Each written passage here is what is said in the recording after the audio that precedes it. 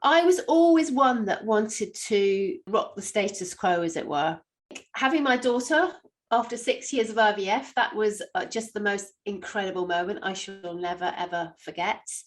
And stepping off the tarmac to go to Afghanistan, I think because I had a 10-year-old daughter at home who I wasn't sure if I was ever going to see again, wrote the letter to have in my bedside locker in case I didn't return and all that stuff. I knew I had to go. It was never a question I didn't go, because I had a team to lead and I would never let my team down, and I would never let anyone go in my place because I could potentially give them a death sentence. But I do remember as we were coming into land and we were under attack and we were in the body, the pain went back and we were in the body position and had our body armor on. And I was thinking that moment, oh my goodness, this is for real. This isn't training anymore. And am I being a completely irresponsible mother being here? Hello and welcome to the GYFT Show. My guest today is Dr. Lizzy Bernthal. I've always been passionate about helping people. So even at school, I was always the one that sort of came to help if somebody was having a tricky time. And so nursing for me was natural. And so I became a nurse, and then I loved midwifery, so I became a midwife. And as I went through my career, and then I moved into academia and then research. And what was really clear when I left the army after 25 years was my mission and giving people a voice. And so I acknowledged that actually I wanted to protect people, and I wanted to be, probably because as a childhood, I didn't always feel protected. So I was protecting people, and I realized that all my patients, I was there to protect them, and my students, was there to protect them, but to guide them and mentor them. And I loved teaching throughout my whole career. And then when I was doing my research on the impact of military life on the family left at home, that was very much my research interviews for coaching. I was helping them to think, wow, starting off a conversation, oh dear, I'm a terrible mother, and whoa, I'm actually a really great mother. And so when I left the army, it just seemed just a completely logical step to train to be a coach and to help have other conversations, really powerful conversations with clients, and which can transform their lives. So yeah, that's how I ended up being a coach. So to take it back a couple of steps here, you left school. Did you go into a teaching hospital in the UK to study nursing before you joined the army? Yes, I did. My midwifery training was at Guy's St Thomas's in London, and my general training was in Oxford. And yes, so I never in my wildest dreams imagined I'd end up research or doing anything I'm doing now. You never know where your life's going to lead you. But I just loved being with people, and I loved supporting them and helping them. And so that's how it sort of developed, really. And what led you to join the army? I think I'm 8th generation army, so that's one thing. But actually, my parents never put any pressure on me to join the army. I traveled abroad and I worked in Hong Kong, I worked in the Far East and the Middle East. And I noticed every time I came back to work in the NHS again in UK, it was like my experience I'd had abroad didn't count. And I was thinking, how can I have an experience where I can do what I love doing, supporting patients and all that sort of stuff, and work abroad? And the army at the time seemed an ideal opportunity. And it was the best decision I ever made. I didn't join till I was 31, which at the time was pretty old, because most people join at like 18, 19, 20. But it was the best decision I've ever made. And did you enlist in the army as a officer candidate or officer? Yes, I went straight as an officer. Yeah. And what was your experience like in the army as an officer? You retired from the rank of Lieutenant Colonel after 25 years. How pressurized an environment is the nursing profession within the British Army? And is there competition for promotion? Yeah, I think there's an interesting question. I think I've deployed all over the world, and of course there are moments it is hugely pressured, particularly in Afghanistan when it was not a great environment to be in for all sorts of reasons, but fantastically rewarding to really make a difference. The army's got a very defined structure. What we used to call we do call the chain of command when I was serving, whereby rank is a very linear structure. However, of course, the most important thing is you do your bit and you make an effort, and leadership is key. Leadership, I learned so much about leadership when I was in the army. What was the biggest challenge that you faced during your career within the British Army, and how did you overcome that challenge? Yeah, that's a really interesting question, actually, John. I think I was always one that wanted to innovate and rock the status quo, as it were. So, for example, and I got funding to do my degree, which is amazing, and much to my shock, having been told at school I wasn't clever enough to go to university, I got a first in a few months, and then I started my master's. And at the time, the university I was doing my master's in said, "I think you should be doing your PhD." And I thought, "What, me?" Having not been, told at school I could go to university. And so at the time, nurses were not doing they weren't studying PhDs, and I felt this was if doctors are doing it, nurses should be doing. And so I put a real case to say nurses should be doing PhDs. And I was lucky enough to get some funding. And then when I left the army, PhDs were being awarded every year. So or funding for a PhD was awarded annually. So that was quite a big change. I think the other thing that was for me personally was stepping off the tarmac to go to Afghanistan. I think because I had a 10-year-old daughter at home who I wasn't sure if I was ever going to see again. Wrote the letter to have in my bedside locker in case I didn't return and all that stuff. I knew I had to go. It was never a question I didn't go, because I had a team to lead and I would never let my team down, and I would never let anyone go in my place because I could potentially give them a death sentence. But I do remember as we were coming into land and we were under attack and we were in the pain went back and we were in the body position and had our body armor on. And I was thinking that moment, oh my goodness, this is for real. This isn't training anymore. And am I being a completely irresponsible mother being here? Having said that, and a second later, I thought, of course I'm not. I'm doing what I have to do. And she understands that. Actually, even now, 9 years on, she's still so proud of telling everyone that mummy went to Afghanistan. So having your children being proud of you is a great gift. And how close to the front lines were you deployed? Because I'll start again here, sorry. I've seen a few documentaries of soldiers and other personnel from the British Armed Forces deploying to Afghanistan. And one of the striking memories I have is where the aircraft is coming into land in Afghanistan and they have to dim the cabin lights for security. Yeah. So effectively all the personnel are virtually in darkness. Yeah, that's exactly that's what I was talking about just then. Yeah, exactly. Yeah. And it becomes nearly, this is real now, people, you have to focus here. Yeah. And then when you get off the aircraft, you've got to be so aware of your surroundings. Yeah. How close to the front lines were you when you served in Afghanistan? Yeah, I mean, I wasn't right in the thick of it because I was in the headquarters. However, we were still potentially under attack. So I was very lucky. Just after we left, they had the big incident on the airfield. So yes, I wasn't on patrol like the most extraordinary guys that were doing it on a daily basis. I was in the headquarters, so I was responsible for health and safety and effectiveness of the 6,000 troops deployed there. So I was very much, we were always had a load of weapon on us. We never knew when it would ever happen. However, I know totally upfront, I'm in awe of those guys that went out at the time every single day, knowing that potentially one in six of them would not return. And how close were you to helping people in a trauma situation, working with surgeons, theatre nurses? Were you when I was in the Balkans, I was head of the theatre team.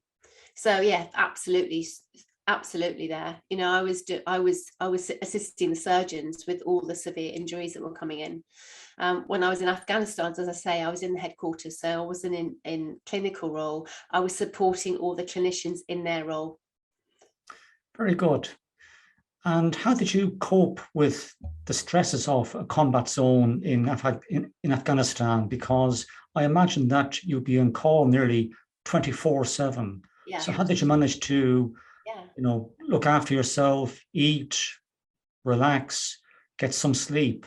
Was that difficult in a Yes. situation like? Yeah, thank you. I think I've always been passionate about resilience, which is why I specialize in resilience now. And it is the self-care. It's absolutely crucial, the self-care. So exercise to me has always been really important. So I would get up early in the morning before I started my day, get up really early at sunrise in order to get some exercise in, because that was probably the only time I'd get it in the day. So I was always going, for a run first thing in the morning. I think eating is crucial as well, having a routine. And it's amazing how, to start with, it's very difficult to sleep because you've got the helicopters coming in all night, all the time. And at the time, I knew that those helicopters are bringing in all the casualties, and thinking, oh my God, that family, and what's going to happen to that soldier and all that stuff. So, but then after a while, it's amazing how, I guess probably because you're pretty tired, that you do sleep. And sleep, it's interesting, sleep on deployment is an activity. Is literally it's almost like you go on a shift to sleep and you go on a shift to go into work, because it's so important that you get that rest when you can. So, but it is haphazard, of course it is. And when you deployed initially, how did you cope with loneliness, missing your daughter, missing your family? Because you were in a leadership position, you had to put on a brave face. Yeah. So how did you cope within yourself in dealing with loneliness? I think, it's interesting. I didn't feel lonely because we're very much there. I was part of an extraordinary team of people all there waiting, wanting to make a difference. And so many of us had left children behind, or husbands, spouses, boyfriends, girlfriends, whatever, so we were very much in it together. I think, we obviously, you can't have a mobile phone when you're deployed. We did have spasmodic internet, but if anybody was injured, the internet went down completely, because the first thing they want to do is obviously get the families aware of what's happened.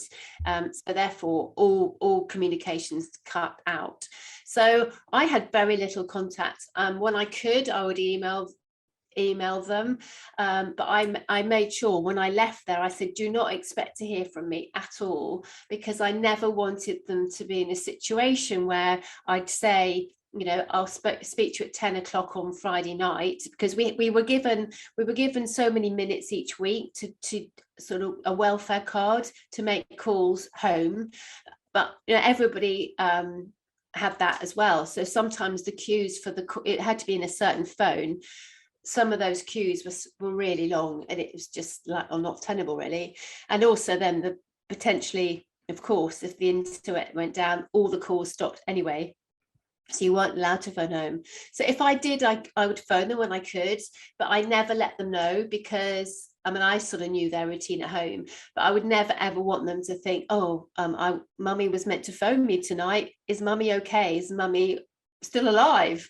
So I never committed to any call, because I would never want to be able to cause them anxiety by the fact I hadn't phoned at that particular time, when it could be simply the internet was down. That's very understandable. And you don't want to raise the hopes of your daughter only to dash them later on, because that only causes emotional distress for her, and she starts worrying about things that might never have happened in the first place. So you have to take it as it comes. Yes, and we had what we call blueies, which are it's like free air letters. So I used to write a letter every day or every other day, just so that she always had post coming at some point. And I didn't tell her I knew roughly when the end of my tour was going to be, and my husband knew roughly when it was going to be, but I never ever said my absolute flight, because that could have changed at any point. So it wasn't until I was on my way home and we had to stop in another place on the way back to UK. When I was stopped there, then I rang and said I should be home tomorrow, and that's the only time they knew. So it's very, very interesting. I didn't know that now, to be honest. And it just shows you that in the armed forces, you have to be really flexible in terms of your life and the relationship with your loved ones and family. Yeah. and I'm lucky my husband has served, so he kind of knows the whole system. I've been deployed, leaving my daughter behind, and he was deployed, leaving me with her and never knowing if we were going to see him again. So I think I was very blessed in that respect, because we had experienced it from both sides. And was your husband a member of the infantry, or was he part of the mechanized No, he was the medical services, a biomedical scientist. So yeah, so we were both in the medical profession together. Very interesting. Healthcare. Yeah. Here a couple of months ago, the coalition forces pulled out of Afghanistan, and the Taliban just took over the country very, very quickly. Do you think, as a result of that, that all the effort that, you know, the UK, the US, German forces, and other coalition forces that they put into building up Afghanistan went to waste? Well, I'm not, you know, being an ex-officer, retired officer, I'm not going to get involved in any politics here.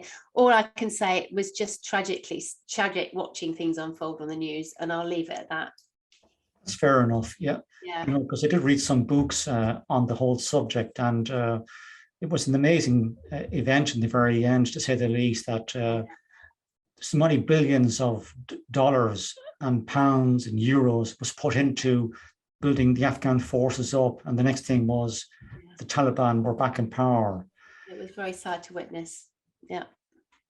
Would you like to recall the most dangerous situation you faced on an overseas deployment with the British Army?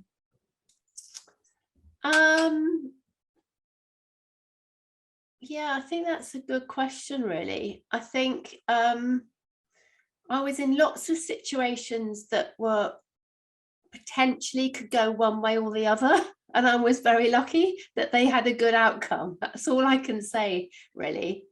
Yeah, I'll leave it at that. Yeah. Nothing to recall in terms of any one situation you'd like to relate to the audience? Yeah, I think all of us, when you deploy, you're aware that your time could be up. But I'm not going to go into details, because again, you know, I still have that confidentiality clause, being ex-army. All I would say is, as I said, you know, when you deploy, you never know if you're going to come back. You have to, before you deploy, you have to make sure your will's up to date. You have to make sure that you've written all your letters. And actually, when I had written all my letters to my stepchildren and my daughter and my husband, it was a great relief, because I sort of felt, right, it's almost like I can go now, because I've done what I need to do. So, yeah. What made you leave the British Army after 25 years service? Yeah, it just literally my time was up. Literally, my contract was finished. We can when we get to a certain age, when I get to 55, generally that's when you're, as an officer, then it's time to leave. And it's just a historic thing from probably many sort of generations ago, where, you know, that time 55 for infantry, you know, you physically weren't able to do all the things you could do. So that was when I guess it started, and it's just carried on now. So, but it's given me a massive opportunity to generate a whole new career, of which I'm so excited. What led you into studying for and achieving a PhD in psychological well-being? I think I was always passionate about supporting military families. I think partly because I'm always been a military family, and I felt at the time that, you know, this was a very challenging time in Afghanistan, where you get whole regiments deploying. So suddenly for 6 months, you've got 400 single parents just suddenly generated overnight. And so I felt they really needed a voice. And so that was why that was 100% going to be my research. And it was. And yeah, it was amazing. It's given me opportunity to travel around the world in order to speak about my research. And it was just wonderful and such a privilege to really give them a voice and let their voice be heard of the reality of what it's really like being a mother left behind on your own, with often there are several small children, away from home, away from family, during that deployment, and that fear of a knock on the door, or a fear of a phone call, the phone call that you never want to come. Tell me, have the services for families that are left behind while their husbands, wives, partners are serving abroad with the Army or the Air Force or the Navy. Have those services improved in terms of family welfare over the years? Yeah, hugely. I mean, I left 3 years ago now, so I can't comment what the Army's like today. But yeah, I mean, I think there's a fantastic infrastructure to support military families now. A colleague of mine, Scott Stevenson, he served with the British Army. He was in the military police for a number of years, and he suffered from post-traumatic stress disorder for a number of years after witnessing some terrorist activity in Germany. Did you or any of your colleagues ever suffer from PTSD? No, and I think I mean, I'm really sorry to hear about your friends. However, it's a very, very small percentage. And the majority of soldiers or military personnel come back from tour, so proud of what they've done and actually feel a great sense of achievement that they've done everything that they've been trained for. So yes, it's tragic when you hear such stories, but it's a very, very tiny percentage that actually do suffer. Thank goodness. Thank goodness. But I'm not mental health trained, so I can't really comment on the whole PTSD thing. But I do know from statistics, it's a very rare occurrence, but unfortunately, quite naturally, because it's traumatic, then the press can pick that up as to make it much more relevant than it actually is. What would you regard as the greatest achievement in your life? I think having my daughter after 6 years of IVF, that was just the most incredible moment I shall never, ever forget. And I think just raising the profile of giving people a voice. Yeah, and that's what I'm absolutely doing now is helping the world acknowledge that we are all awesome. We have everything within us. Nothing's broken. Nothing is fixed. It just takes a conversation sometimes just to acknowledge that you have everything within you. What one particular event changed your life and that caused you to say to yourself, I want to be a coach to people? I think it was a situation at work where I was finding it quite challenging, and but I take full responsibility for that. And I thought, right, that's it. I'm going to go out. I'm going to help individuals be the best they can be, because at times I didn't. And then suddenly, the penny dropped. I thought, wow, okay, this is my mission in life, to make leaders that I come across acknowledge that they are truly awesome and they've got everything within you. For you, you've had an armed forces background, and so did your husband. Yes. What if your daughter said to you, Mom or Dad, I'd like to enlist in the British Army? What advice would you give to them? I think it's unlikely, actually. I would support her, support her to be the best she can be in whatever environment she's in. So nothing would be making prouder than to see her pass out at Sandhurst. But the whole thing as a parent, you just want your child or your children to be the best version of themselves. And so whatever it takes to support her to be the best version of herself in whatever arena that she decides to enter in. I think that's a very good answer, to be honest. And the worst thing any parent can do is to push their kids down a path they don't want to go down. Yeah, because exactly. Yeah. All you get is rejection back. Yeah. If they're happy doing her to do whatever she wants. At the moment, she's studying in America at university, doing sport, and she always knows that we want her to live the life she wants to live, and that's the greatest gift we can give her as a parent, I think. That's very true. And good luck to your daughter in her studies of sport in the US. That's a great opportunity for any young person. Yeah. Just pause here for a second now. If you were to join the army again, hypothetically speaking, of course, what would you do differently in life? I don't think think I do anything differently, actually. And it's very poignant because today is on Remembrance Day. So it's a very poignant day for us who have served and are serving. I think nothing. I think what I did, I grabbed every possible opportunity I could, from everything from sport to postings, to getting to know people, to developing my career. So I honestly can't think of anything I would have done differently. And that's always been my philosophy in life, you know, just grab every moment. And sadly, I think COVID's really taught us that, you know, we have to grab every moment because we never know what's around the corner. So that's always been my philosophy of if there isn't an opportunity, then you create it. And it's as simple as that. True, very true.